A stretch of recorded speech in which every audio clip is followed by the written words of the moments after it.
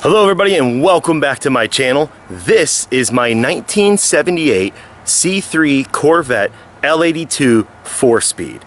I want to show you around. Now, in all fairness, this was actually my dad's car. And I went with him. We actually found this thing deserted behind a gas station here in Pittsburgh, Pennsylvania area. It sat for roughly 20 years untouched. I got a couple pictures here of the day that we found it. She was completely roached out. We went and got a trailer. My dad picked it up. This was his baby. He always wanted a 70s Corvette Stingray. It reminded him of high school, the kids in high school, the cool kids. One of his buddies had one of these, and he just loved it. And he has a 91, and that was his start. That was him dipping his toe into the Corvette pond, if you will. And it went very well. He fell in love with it. I mean, we always said there was a pre-Corvette Pappy and a post-Corvette Pappy, and it was just two totally different people. He loved watching these shows on, I think it's a Speed Network or whatever, where they go out and they find these cars that are just completely destroyed and they bring them back to life, right? That was always his big thing. He always wanted to find something like that and bring it back to life.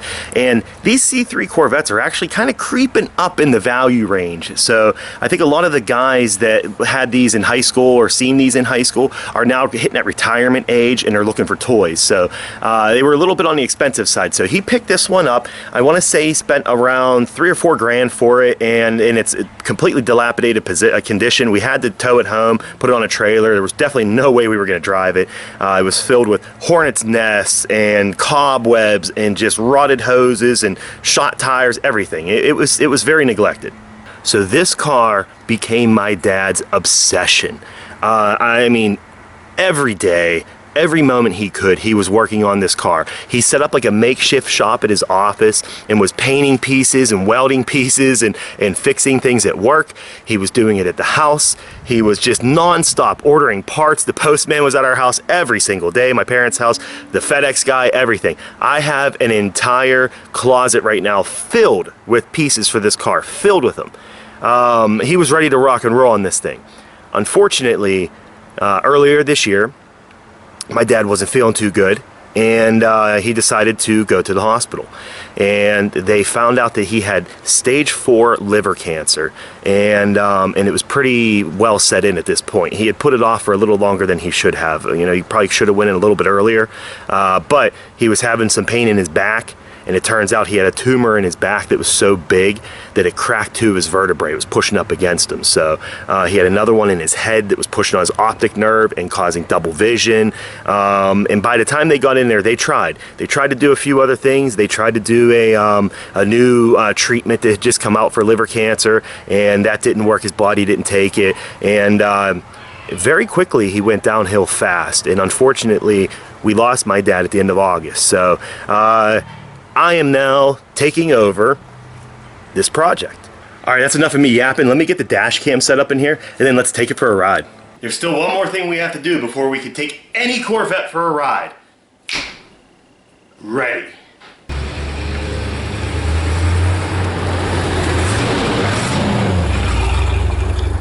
All right, everybody, welcome to the test drive of the C3 Corvette. And it's actually funny here, I am pulling up right next to another C3 Corvette.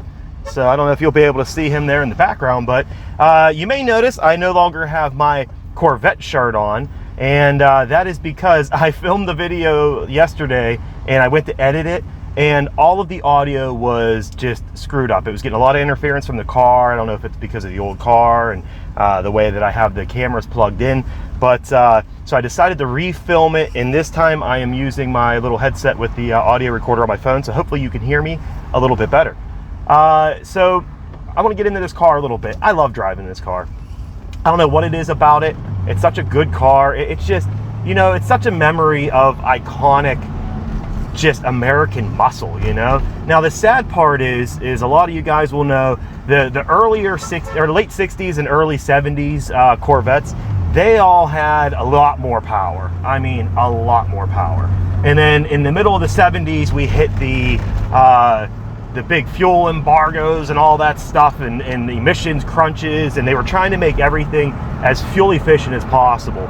And that just doesn't work when you're building a Corvette. You can't build a car like this and make it fuel efficient and you know, great run. It needs to just suck down fuel and put power to the ground. That's what it's designed for. So this being a 78 was very much so in the height of a lot of those emissions crunches and everything. So this car does have the emissions items removed, like the EGR and things of that I think he called like an air pump or something, I don't know, things of that nature. My dad had done all that before he passed. I never really got into it, but it doesn't really help too much with power, maybe a little bit. It makes the engine bay look a lot nicer because there's nowhere near as much shit inside of it and all that. So but to get to the drive of this car, it's so weird to describe. It's fun, but it's really not that fun.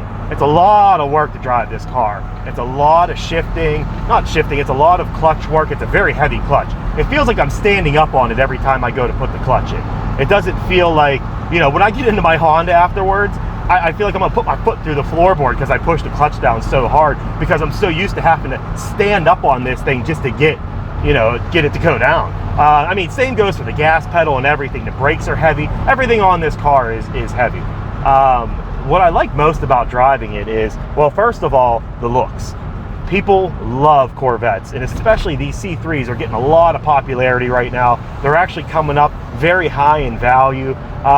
Just, you know, you figure you got a lot of guys that were from that era that grew up with these cars, and a lot of those guys are now retiring, and that's leading to a higher demand in the C3s. And I'm sure the C4s will follow here shortly. I know that they're not anywhere near as popular as the C3s are right now, and the 1s and the 2s, and then even like the 5s and the 6s I think get a little bit more attention by the younger guys. So the C4 right now is kind of the forgotten, you know, redheaded stepchild of the Corvette family at the moment, but it'll find its time. You got to wait until that generation of guys hits that age range where that was the cool car when they were a kid, and then they'll go back to it. So you C4 guys, don't worry, you'll have your day in court.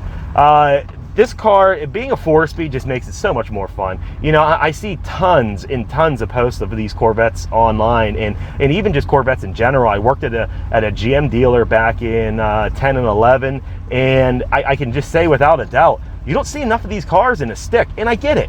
Especially on these, I get it. This is not an easy car to drive. You know, if you're a late 60s, early 70s guy, and you have any type of knee problems or anything of that nature, you're probably gonna have a hard time driving this car. You're not gonna wanna stand up on that clutch. It's gonna give you a run for your money every time you drive it. So I think that it definitely helps out that, you know, for those guys that they get an automatic, it's a little bit easier on them, but it's just nowhere near as fun. The gear ratio on this thing is insane. I mean, first gear, it's so torquey, you probably don't even need first gear. It reminds me of my Jeep Wranglers I had with the straight 6 in it. You could pull out in second gear if you really wanted to. It has more than enough torque to get you moving. That first gear is kind of just a fun gear. Get you moving, makes a little bit of noise, but overall, like I said, because of this car being from that emissions era, it's not super fast. You know, I think these things out of the factory, this is an L82, so it has a little bit of an upgraded camshaft and a few other, you know, factory upgrades to it. It was right around 200 horsepower. I believe it was a little under 200, and the torque was a lot higher. I mean, you get a lot more torque out of these cars than you do, you know, just being a big Chevy V8, you're gonna get it. I'd like to do a little bit of work to this thing and give it some more power. That'll probably be coming sometime in the spring, I guess. Maybe pull a set of Vortec heads out of the junkyard, get a nice intake with a Holley carb, get rid of this Quadra junk that just keeps stuttering and stumbling, just like I just did on like a Quadra jet.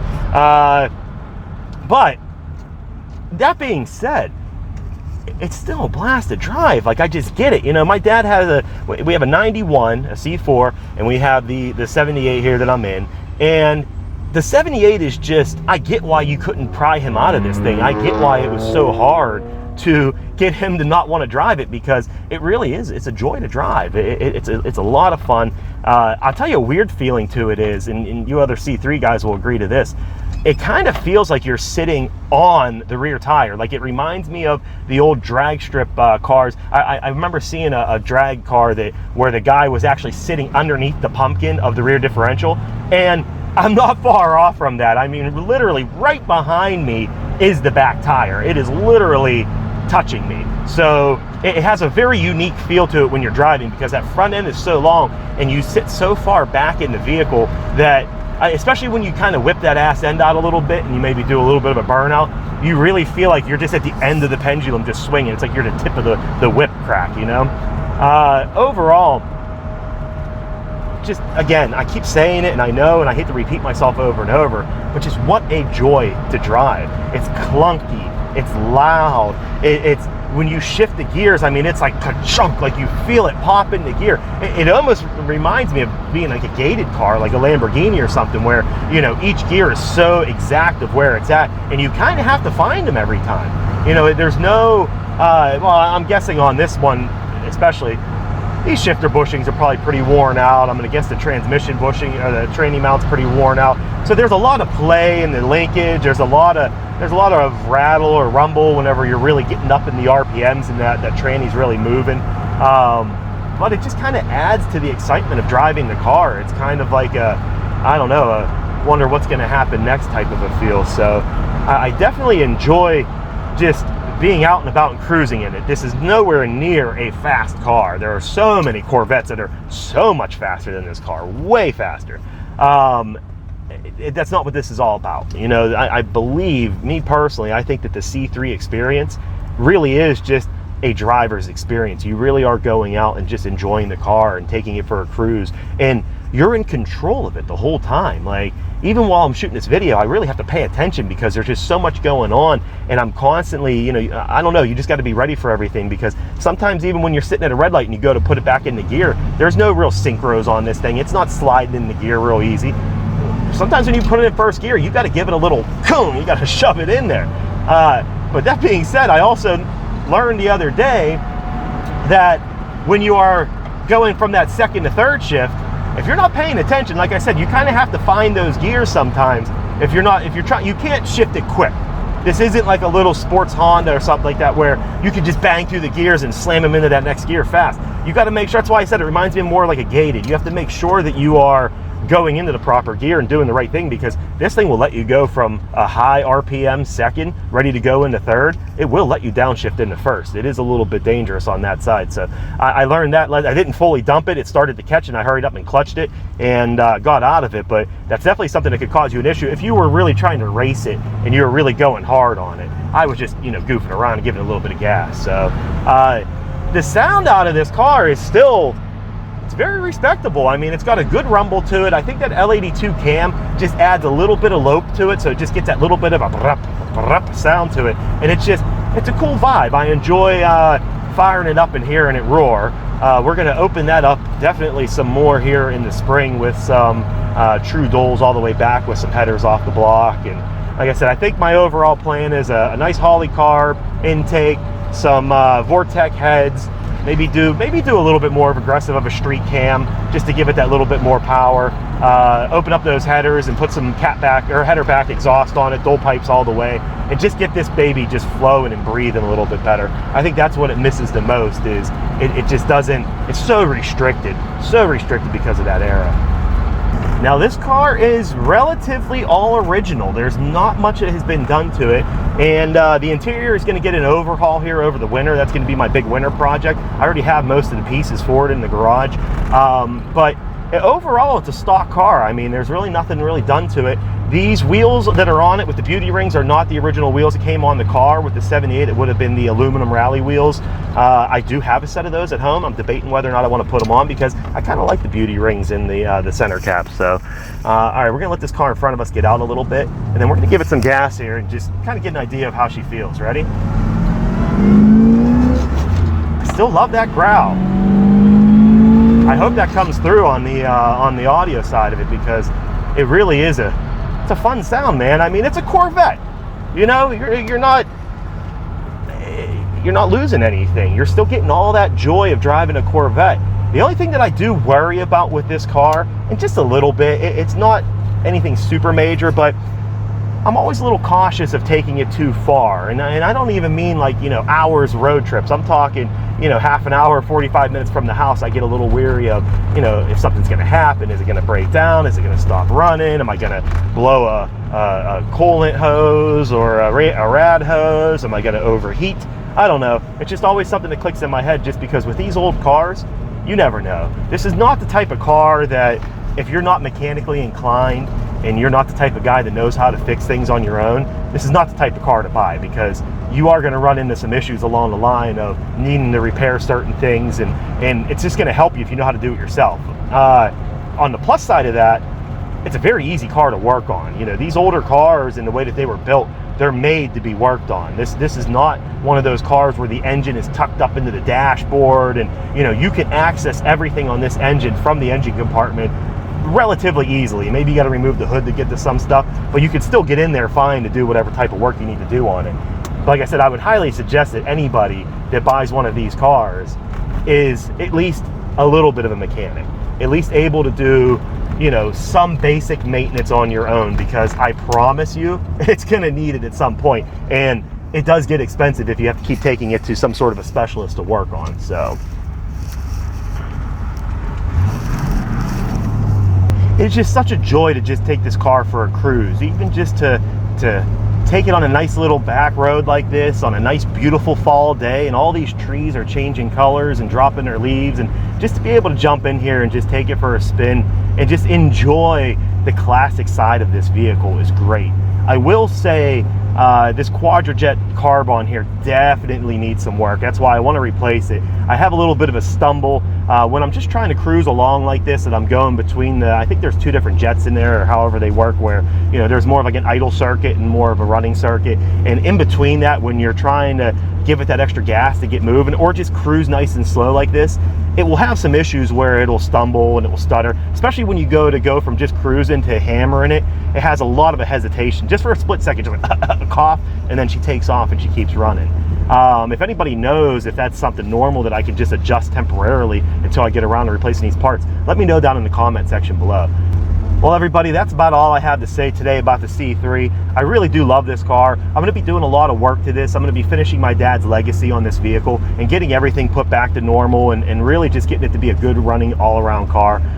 If you'd like to follow the progress of this build and follow the work that's going to be done, please give me a subscribe, give this video a like, and let me know down in the comments if you have any types of ideas for items I should add or performance upgrades I should do. I don't want to get too crazy on it, but I would definitely like to, I think my dad would have done that. I think that my dad would have done some sort of performance mods to it, just to make it a little bit faster and a little bit more enjoyable to drive. So, but as for now, I'm going to leave you guys, and please tune in, because there's going to be a lot more content on this car coming up. Thanks.